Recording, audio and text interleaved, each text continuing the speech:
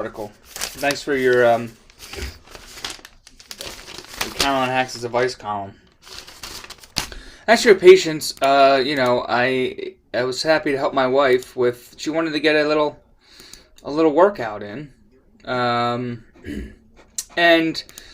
to be honest with you, like the kind of husband that I am, of course I'm going to say sure. Whatever my wife needs. So I paused the feed, let her get a run in, and now we're back, 12:30, with Carolyn's column. No harm, no foul.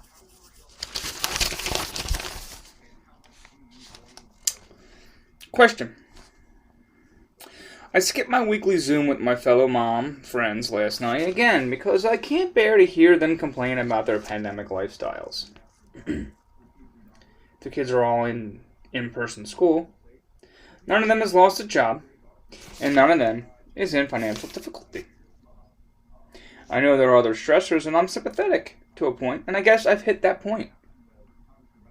One just got home from vacation. She was careful, but still. My situation is the opposite, which they know, but I feel like when they ask how I'm doing, all I'm likely to do is complain, and I don't want to be that person. Meanwhile, my husband is floundering at his job because remote work is affecting his team. We have no bubble. Friends' kids are in a private, in-person school, whereas ours are in a public, remote school and hating it. And no family anywhere close. I may drop out of my grad program to cope, and I've lost half my freelance work. I just don't know how to go on, how to ask for help without sounding like I'm whining, and even what kind of help anyone can give. Maybe I just need to cry to someone who listens. I'm sorry. I hate this. And I don't know how to keep going.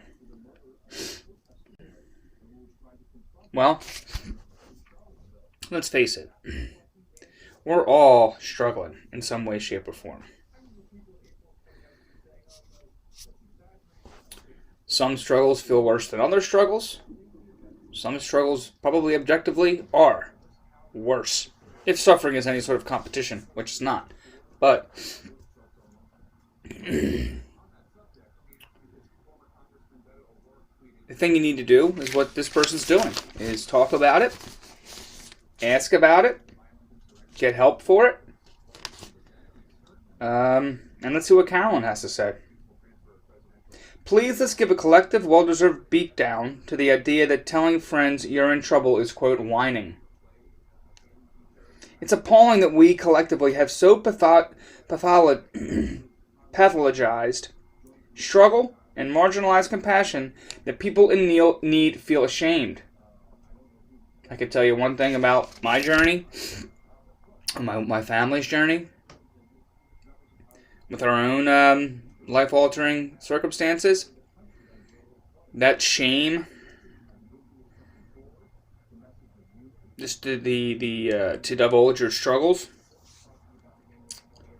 and to seek out compassion and assistance, it dies pretty quick. It goes away pretty quick when you're faced with a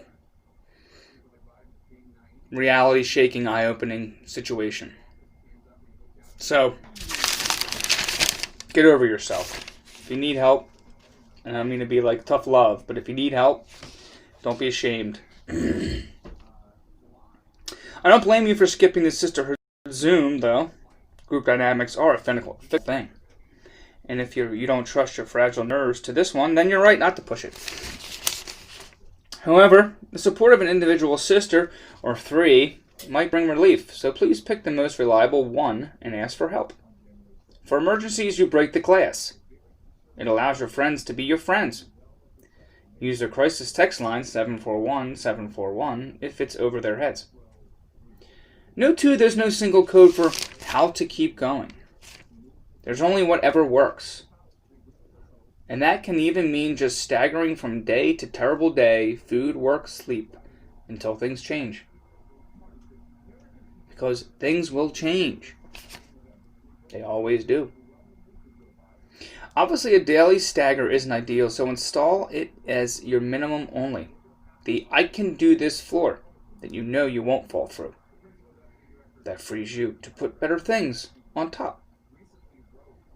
The one-on-one friend, for starters, reach out now. Don't stall. If this applies to you, heed Carolyn's advice. She knows what she's talking about, this one. Give a shout out to her real fast. There she is. You know, we enjoy this part of the column, or the article, or the read every time, and just wanted to give her a quick.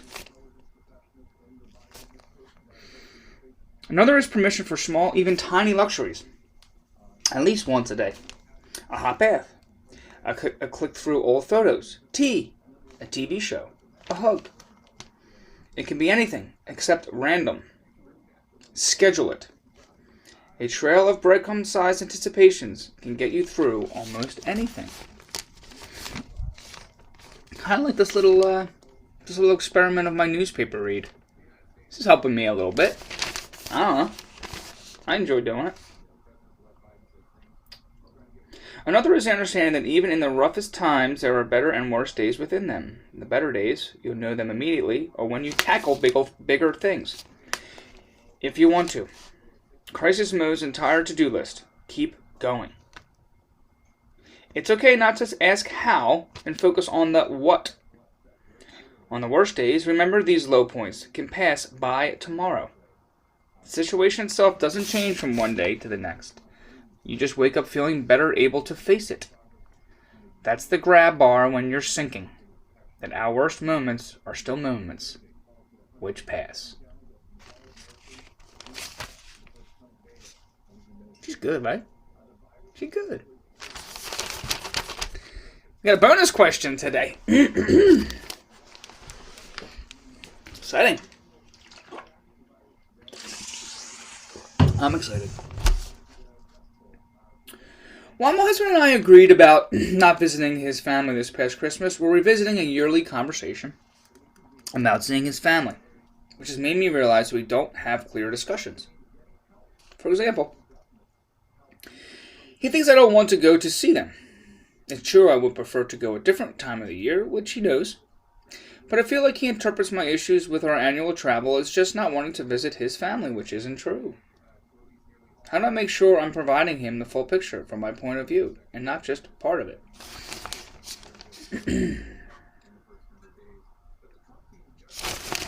I like Carolyn, like I just said, but I'm not feeling that question. I mean, if I'm not feeling the question, I'm just going to not read the answer, because I don't really think it's that good of a question. I want to move on to another section. Alright, new recordings. Barry Gibbon Friends, 2.5 stars. The Avalanches, We Will Always Love You, 3.5 stars.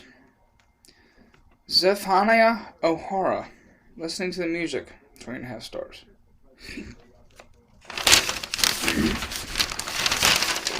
Alright. Are we done? We done with the Live Life Love? I think so.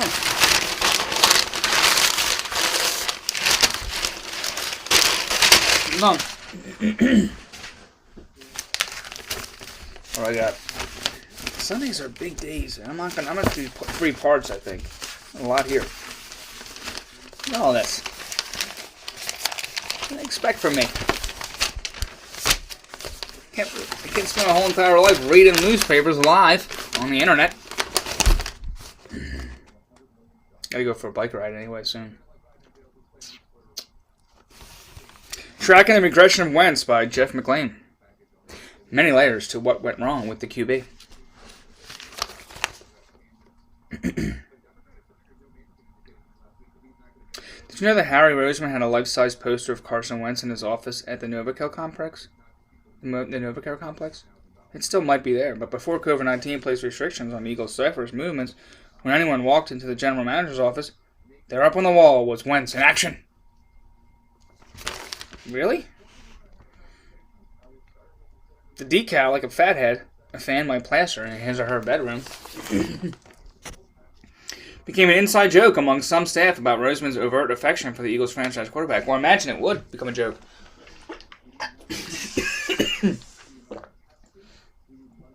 Excuse me. Need to hydrate today a little bit. You know what I mean? It's hilarious. It's hilarious.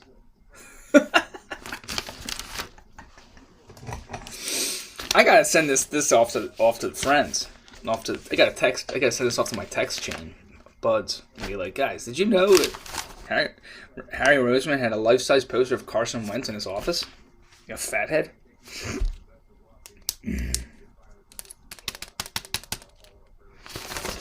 Read more of the article if you want. Inquirer.com. Jeff McClain. But that's enough. That's enough of entertainment for me. Yeah, so I was reading this last night, Mike Silsky. He's thinking the Flyers can handle the loss of Couturier. He thinks they're a deep team. They are a deep team. They play on Monday against the Sabres, 7:30. He's one of the best centermen in the league, forward Jake Voracek said. He's always tough to overcome. It's always tough to overcome it. He brings that poise to the game and to his line. He's real smart on the puck, and he holds the puck really well. That was one of the reasons Friday's game was so sloppy. We were missing Coots. It was an unfortunate loss, and hopefully it's going to be better. 7 forwards have scored at least 1 goal already for the Fly Guys. And from the returns of Oscar Lindblom and Nolan Patrick to the presence of Carter Hart and net, having Couturier go down doesn't have to be the debilitating bit of bad luck that it once would have been. It looks like a good team, dude, this year, Flyers. He's going to miss 2 weeks, Couturier, with a rib injury.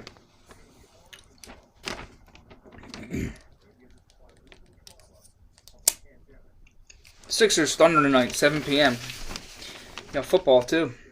Broncos, Chiefs, 3 o'clock. 2.5 hours from now. 2 hours and 21 minutes, to be exact. Bucks, Saints, 6:30. That's going to be a good one. Breeze Brady. Harden, triple-double in his debut with Brooklyn. Sure, this is old news. 32 points.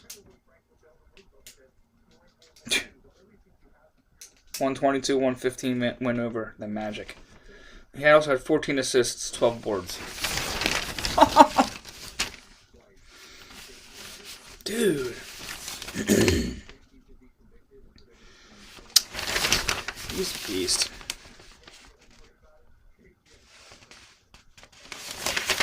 Early. Truly, madly, deeply do. Aaron Rodgers. It's a weird picture of this guy. He looks like a Gumby figure. Oh.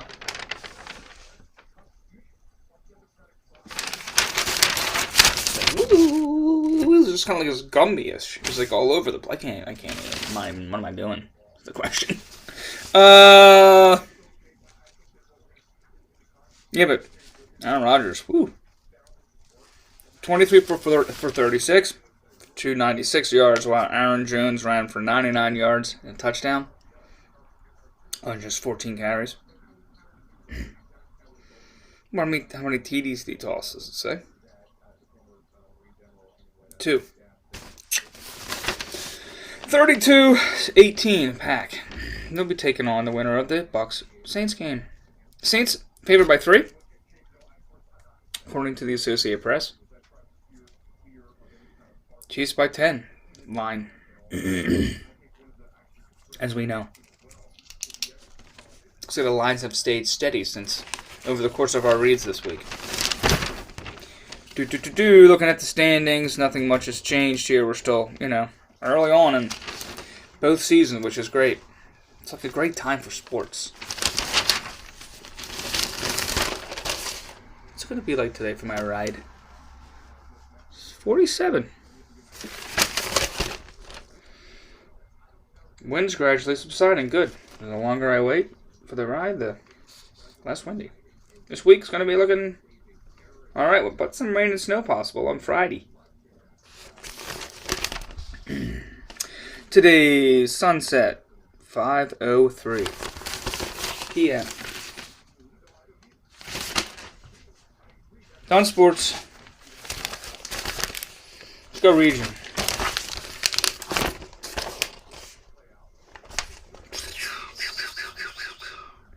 Sundays are tough reads. I'm not gonna lie. Like, I like them. I like reading the paper any day of the week. But Sundays are long reads.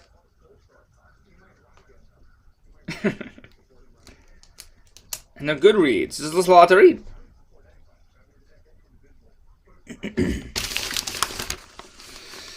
Cowardice and courage after the attack. In Amish country, 3 in GOP step up as most in DC cave by Maria Panaritis. And then another opinion piece, Helen Ubanez. Some with privilege to ignore Trump's threat finally feel it. Before the giant middle finger most Republicans lawmakers gave democracy last week by voting to grant Trump a pass for inciting an insurrection, there were the tears we were told only we libtard snowflakes, quote, shed. Representative David Saline, one of the impeachment article's co-authors, told reporters that Republican lawmakers told him they feared for their safety and the safety of their families if they supported the measure. Yes, we know. On Meet the Press, Representative Jason Crow told host Chuck Todd that he had lots of conversations with Republican colleagues who expressed similar anxiety. A couple of them broke down in tears, saying that they were afraid for their lives if they vote for this impeachment. Crow's response? Not to be unsympathetic, but welcome to the club.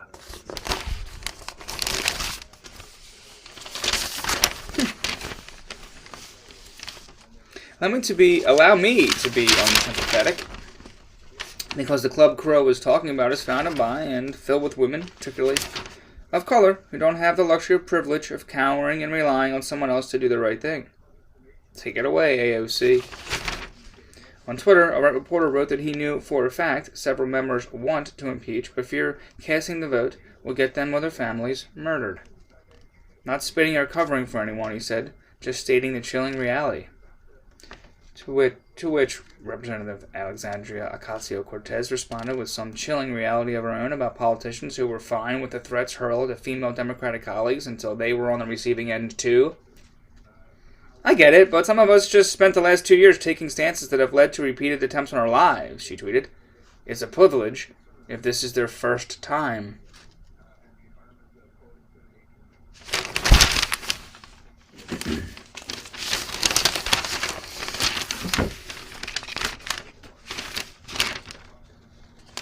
I agree. You really need to think about your path through the world and the amount of resistance that you receive to carving it. Just generally as a person. It doesn't matter if you're black, white, male, female. If you think about that path,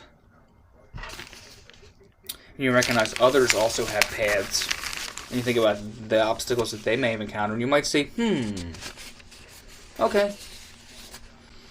The path they had, tough one. Or, I get it. Or, yeah, they've been experiencing this for a long time. And now it's in my path. A little bit. Not to the same extent in their path. But, you know what I'm trying to say? Like,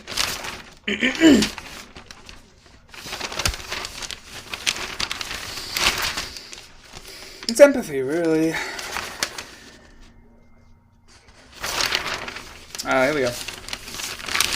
Editorials.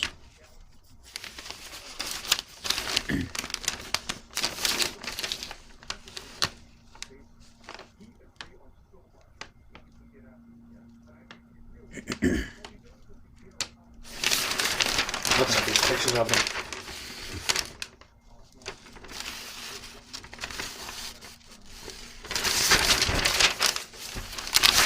OBITS.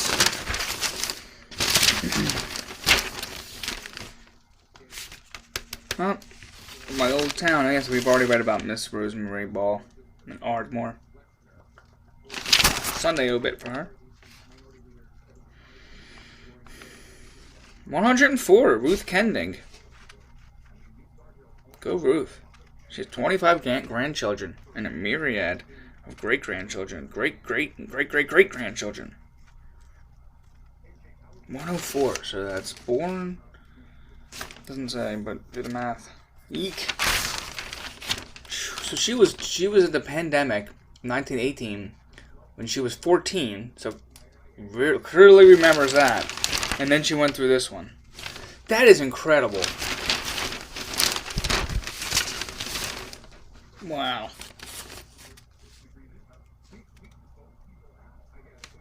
No, she wasn't 14, I'm sorry. Doing my math wrong. She was still alive. Yeah, but she was only like 3. It's not as incredible. Sorry. I told you, I'm not good with math. You're gonna recognize this time and again with this. And it doesn't matter how rudimentary the math. I will not get it correct. Wow, there's a lot of obits in this Sunday's paper. I always find it interesting the pictures they choose too. And for example, this person, Nancy Shillcliffe. See her? Now you would think it's a childhood picture, but she passed away at 72. But the picture they chose was a picture from her childhood or youth. I mean, you can pick whatever picture you want.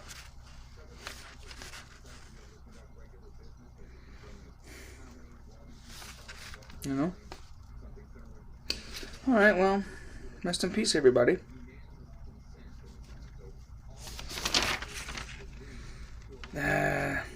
Joe McKenzie lost his heroic battle against ALS on January 12th. He loved the city of Philadelphia, especially the Italian market that he frequented often. He loved to cook, and there was always a pot of soup ready for all who needed to warm themselves during the Mummers Parade. His homemade applesauce was out of this world good. His cheesesteak fillets were the stuff of legends.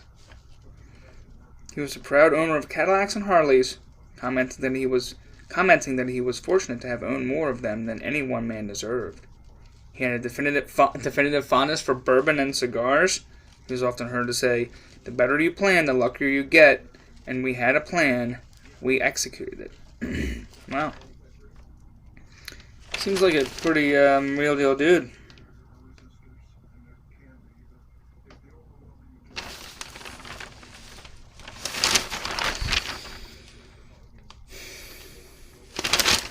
Okay.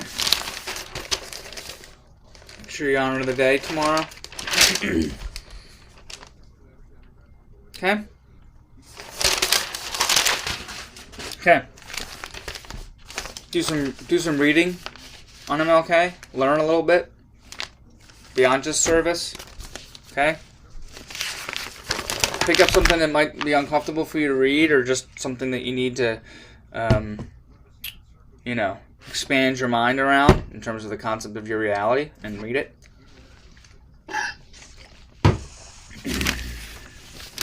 Alright, I'm going to do the upside. Because I could use a boost right now. I need a little boostoid. Philly family donates 1,000th bike. The Ginnans refurbish and use bicycles and give them to nonprofits to help kids and adults in need.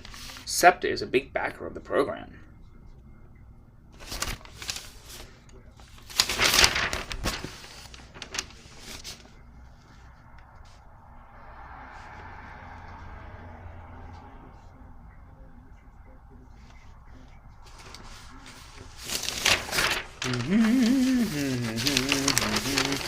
Lost varsity jacket is found. Community helps reunite 98-year-old athlete with treasured college memento. I mean, come on. I don't even need to read a story. This guy. That don't make you smile. You don't have a heart. That make you smile. You're... Call a friend. Text a friend. More than 60 years after Mal Osborne earned a varsity leather jacket from the University of Maine as a track runner, he still wore it. That is, until the 92-year-old lost it in October. Olson, who has lived in Winston-Salem, North Carolina since 1964, told his daughter Beverly Amick that he couldn't find the treasure jacket, as first reported by the Bangor Daily News. Amick and other relatives who trace Osborne's usual routes on the assumption that he placed the jacket on his car and it had fallen off while he was driving. When they failed to find it, Amick posted a photo of Osborne on Facebook wearing the jacket at a Masters swimming competition in 2016 and asked for help finding it. Quote, "This man would be ecstatic if this well-loved jacket was found," she wrote in the post that was shared more than 1,000 times. Osborne ran long-distance, track, and cross-country events from 1949 to 52 at the University of Maine, the Bangor Daily News reported. He told the newspaper the leather jacket had become a part of him after so many years. Quote, "I just know how much it meant to him," Amick told the Associated Press. "I was going to do everything in my power to find it." Amick said she got an email from a woman who lived near her father and had found the coat in her yard, covered with leaves.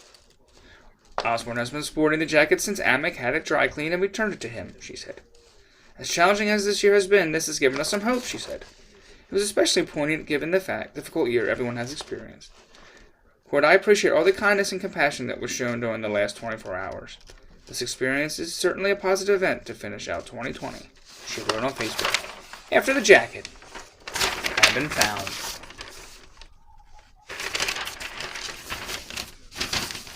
Cute little story, huh?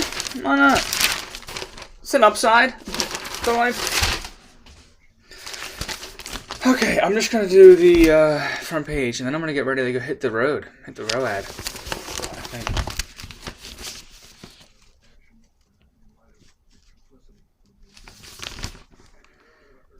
Who isn't and who is getting the vaccine? The city lists qualifying conditions. Omissions are questioned. Like, where's my shot? Why not get one? Yeah, I want it. Biden's got a huge challenge. A nation on edge. Interesting. And I'm just being a nerd, but I don't typically see them using all caps in their serif font.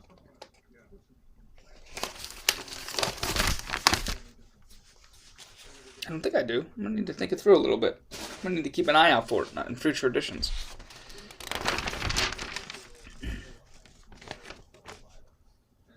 Two huge lottery jackpots. As some of you know, I'm not really following along at all because I don't play the lottery. But for some, Mega Millions, $850 million. Powerball, $640 million. Whoa. Whoa, whoa, whoa, whoa, whoa. There was no winner for Friday's drawing, so it'll get even larger.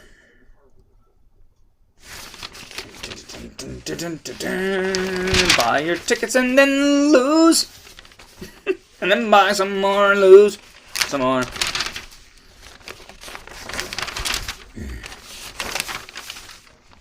Front section, fun thing about the Inquirer's front section on Sundays, it's like a breeze usually. There's like mostly ads. This looks like a decent article though. "We got to hold this door." Quote, "How battered District of Columbia police made a stand against the mob at the Capitol." Blinded by smoke and choking on gas and bear spray, stripped of his radio and badge, District of Columbia police officer Michael Fanone and his battered colleagues fought to push back rioters trying to force their way into an entrance to the U.S. Capitol. The officers had been at it for hours, unaware that others in the mob had already breached the building through different entrances. For them, the West Terrace doors, which opened into a tunnel-like hallway allowing access to an area under the rotunda, represented the last stand before the Capitol fell. "Dig in," Fanone yelled, his voice cracking, as he and others were being struck with their own clubs and shields ripped from their hands by rioters. "We got to get these doors shut." An officer since 9/11, Fanone, 40, who has 4 daughters, had been working on a crime suppression detail in another part of the district on January 6th. He and his partner sped to the Capitol when dispatchers broadcast an urgent citywide emergency call. "They were overwhelming the Capitol, the seat of the democracy, and I effing went," Fanone said. We were battling 50 or 60 rioters in this tunnel, he said in the first public account from district police officers. We were battling 15,000 people. It looked like a medieval battle scene. Can we just stop for a moment and recognize everyone objectively the gravity of what happened on January 6th, please? Can we put red, blue, RD aside?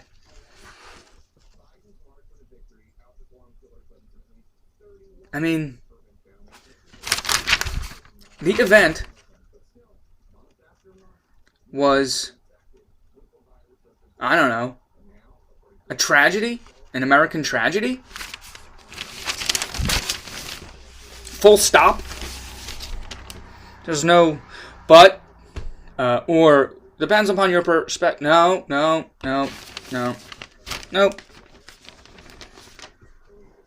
It was terrible.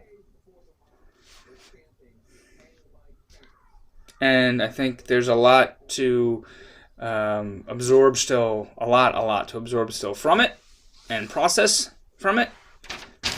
And these articles are going to continue to come out that explore these personal experiences and other, gory details from, by gory I mean, the truth, the hard truth from the incident.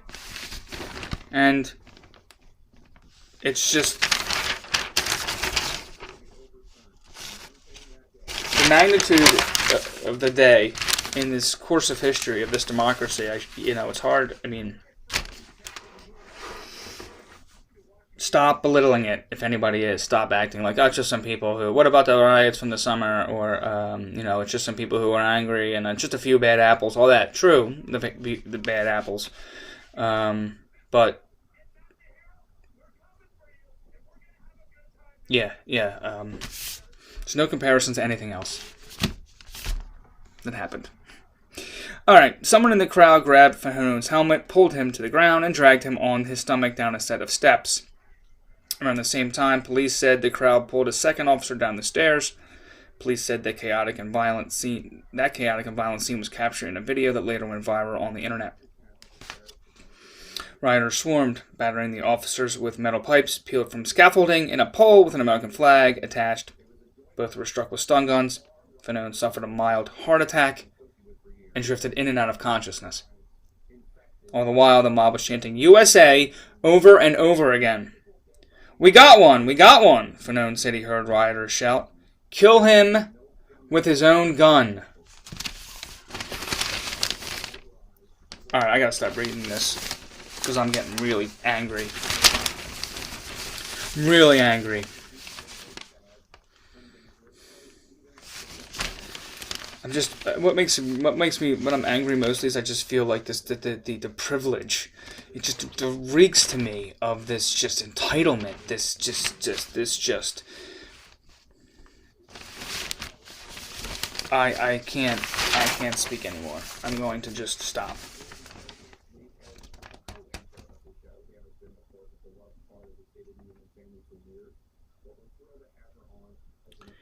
All right, I'm gonna.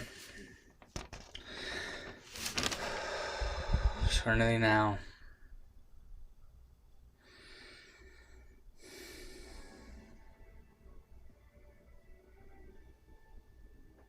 Okay. Police are turning in for their own riots. At least 13, we talked about this before, off-duty law enforcement officers are suspected in taking part in an attack on the Capitol.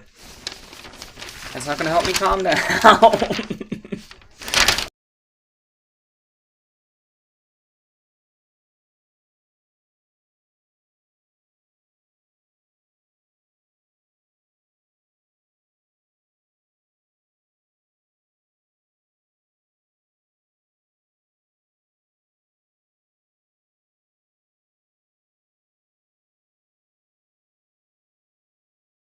Okay? See if I come back.